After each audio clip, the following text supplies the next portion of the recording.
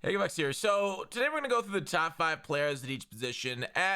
With the draft and golden tickets on their way this week, we're gonna get some major meta shifts. Then basically, golden tickets are gonna go to number one in their spot. Well, most of the time, some of these golden tickets that have been quote unquote confirmed are trash, right? So they're not really gonna be Aeneas and Brown are not gonna be better than Megatron.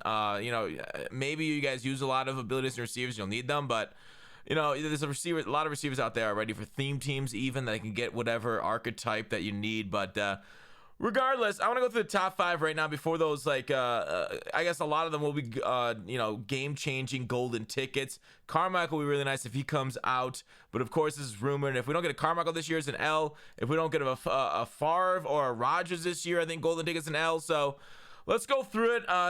We know like half of them basically right now kind of confirmed. I know one more that I'll have Marvelous on to reveal here in the coming days whenever we can link up. I know he's busy with family stuff, so whenever he's back on, he'll announce his decision, and he made it. We'll see if you guys like the decision. We'll talk about it then, and I don't want to reveal anything more. So top 5 each position until we get to the golden tickets. So I think number 1 is still Favre. Now, the obvious, choice, the thing with Favre is that he's got the fastest throw motion, right? This game's built a lot around speed. Whether you're getting the ball out fast like Favre or Rodgers because they have the fastest throw motion, or you're running on the ground really fast with a more mobile quarterback. I don't see where Lamar is on this front page. Lamar Jackson has got that honor right there of being number 2 in the game for he's basically the number 1 mobile guy if you're out there scrambling around a lot. But a lot of these cards, as long as you're getting those abilities that you want, and why I like Favre the best is because when he comes with the 99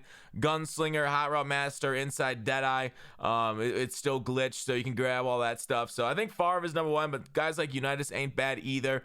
But there's a lot of guys you can really say with a lot of these cards, okay, Baker Mayfield's number 5, big whoop. Dak Prescott number 5, big whoop. They're very similar because they all have basically the same throw motion. McNabb right there, probably number 3 right now. Okay, and I'm not going to debate with you. Patrick Mahomes, same thing.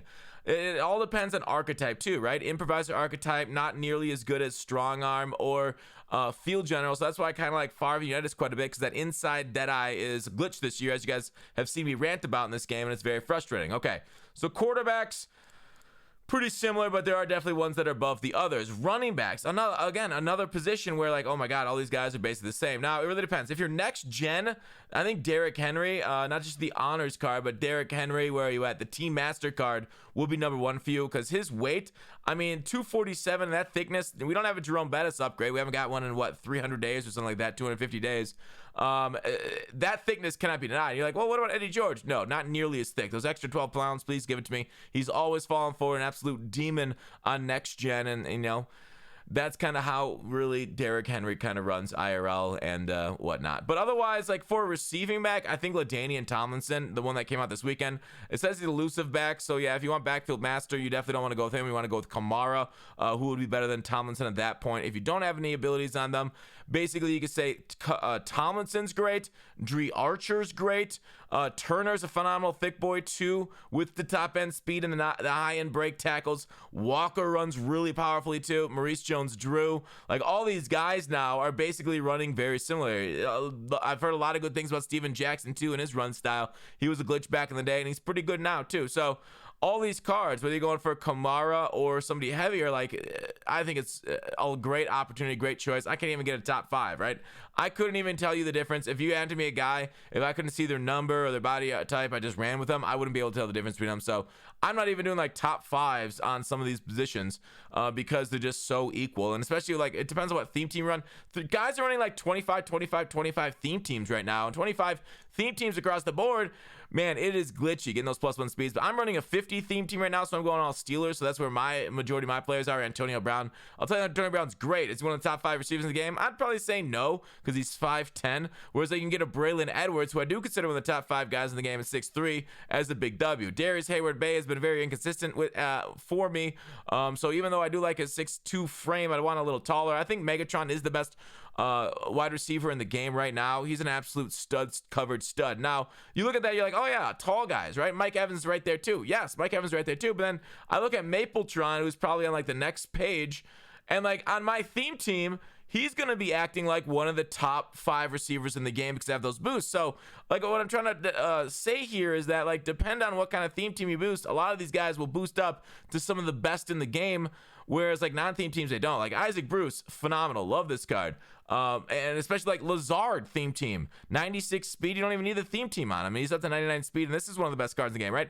If you trot out a receiver core of Lazard, Megatron, and Mike Evans, all 6'5 receivers, that is powerful. Like, a lot of people say height doesn't matter. Height doesn't matter as much as it did in, like, Madden 15, but height 100% still matters in 20. I've been spec caught on with my 5'10 freaking Steven Nelson out there, and his Mike Evans went over my head, so I definitely 100% do think height matters. Moss is right up there as long as you got, like, that 49 theme team, boost him up to 99. So, like, they have to get the 99 speed, right? You can't not be 99 speed. Julio Jones absolutely plays phenomenal, too. I think Julio Jones might be number 5 for me, too.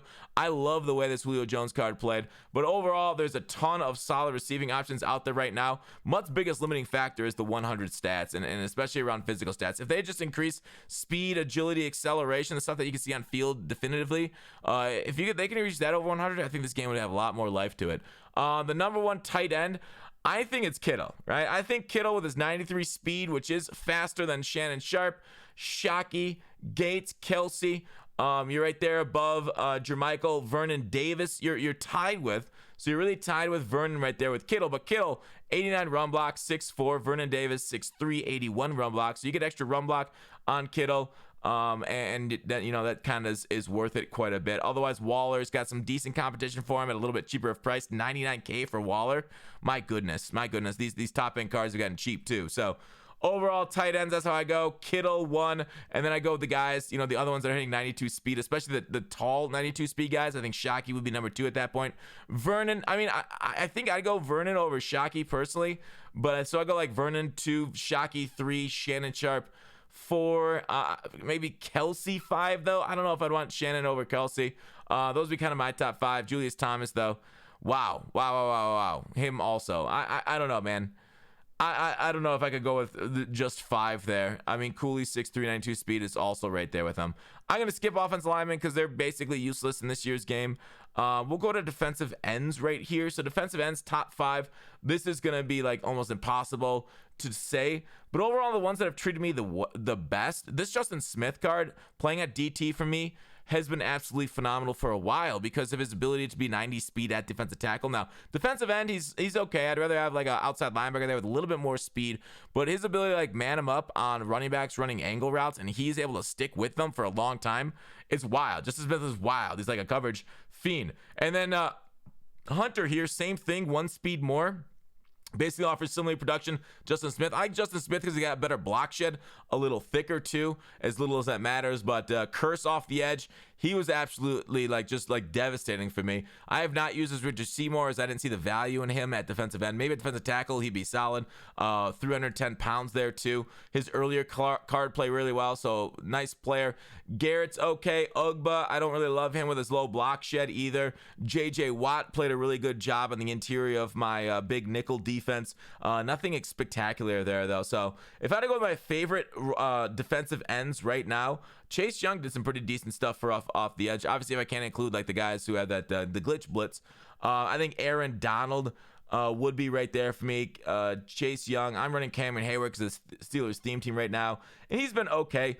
But I still think my number 1 would have to be Justin Smith, and then you'd probably go with somebody like Richard Seymour or like I talked about with Curse at my defensive ends for my top ratings there. Defensive tackle though, I don't love Buckner. I really don't.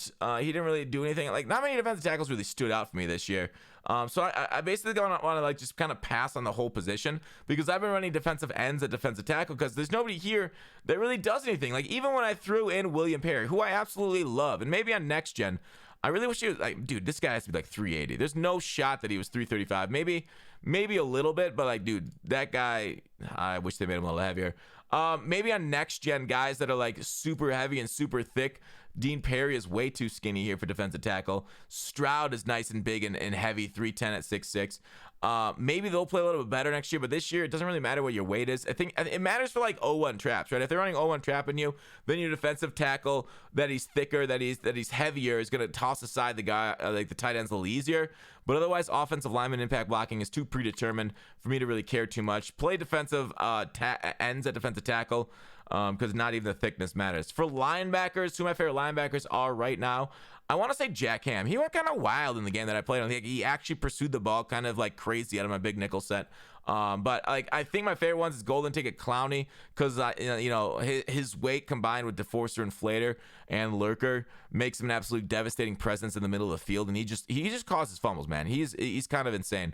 So I love him. I know Tex is a big fan of this Jalen Smith because he's actually 240, which is really nice. You know what? Not many safeties that you'll sub in a linebacker that weight. You know, you get Isaiah Sims up there at like 235 or whatever. Shaz I've liked but not loved. I like him because he's a Steeler. I don't love him because he's only 230, and I do like him thick to kind of lay on a little bit heavier of a hit stick. You know who's kind of underrated? I think it is, where is the thickness? I guess we can just like sort by weight. But Bernard McKinney is kind of underrated. He's slow, but yeah, like I said, once again, 260 thickness. I love it. 6'4" on him also. But as for linebackers, basically, you can ignore middle linebackers. The outside linebackers, the ones that are pass rushing, are the ones that you want to get the best. Like I said, Clowney, DeMarcus Ware's also really nice. 92 speed on him, 95 block shot, 95 power, 97 finesse. Phenomenal. Haley was okay for me. The player that really went crazy for me was, where is he? The one that I keep going back to is this Derek Thomas card. Yeah, I really like this Derek Thomas card. He's probably my top outside linebacker. TJ Watt's been productive for me. I don't love his little bit lower power move. I like guys that are well balanced across the board like this Derek Thomas. So definitely get Derek Thomas if you can afford him. Corners, my favorite corners right now, Jalen Ramsey. I didn't buy him, I didn't use him, but he usually plays well. So like, this is weird. This is kind of like strange. You know, I've moved on to MLB. I haven't really tried out all the new cards. Joe Hayden's been playing amazing for me in my press man scheme. Revis played really well for me. I really like that Revis card. Grimes was awful. Dunta was not that great. Winfield, I didn't try him because he's 5'9", so I said whatever. Sean Spriggs, I've heard great things about. Griffin, I did not try. Brian Poole was meh. Aeneas Williams was solid if you like hit sticks, right? I've seen this guy hit the ball out of like guys like I love that, right? What's his hit power? What does it say? Yeah, 94 hit power. It's like if they catch the ball, you know, take a step or two, he hits them, and then that hit power does play. It does really play and knocks the ball out. At least I saw it knock the ball out really nicely. So if you want somebody that you've already got because you're team captain, go ahead and grab Aeneas Williams, lol. Slay actually was one of the worst performing, cards that I've had this year. I was really disappointed in Slay. Namdi played really well for me. Asante played super well for me, especially when you added like those zone ability chems. Crow played well, 6'2". He's got the length too. And then you gotta go like taller guys like Richard Sherman if you add the theme team boost on him only, of course. If you don't, then he's basically unusable. I guess not unusable, but you do want to get those theme team boosts to go to 99, 98 speedish.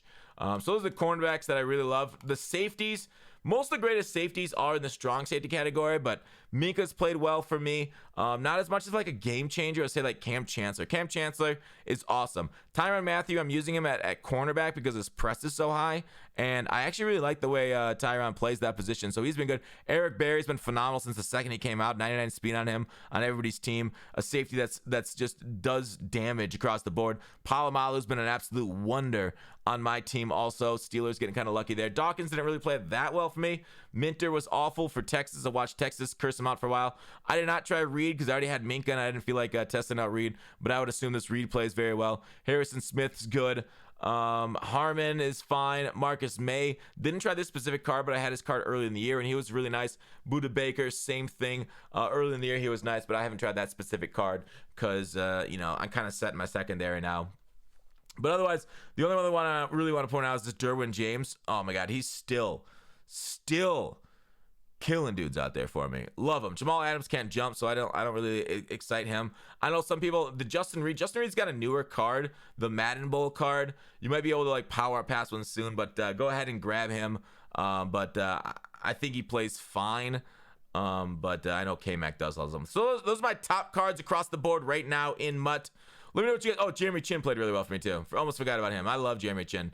Couldn't forget about him. Anybody else on the front page? Yeah, my favorite one is Cam Chancellor right now. He's the best safety in the game at the moment. Otherwise, Eric Berry's right there with him for them. So there you go.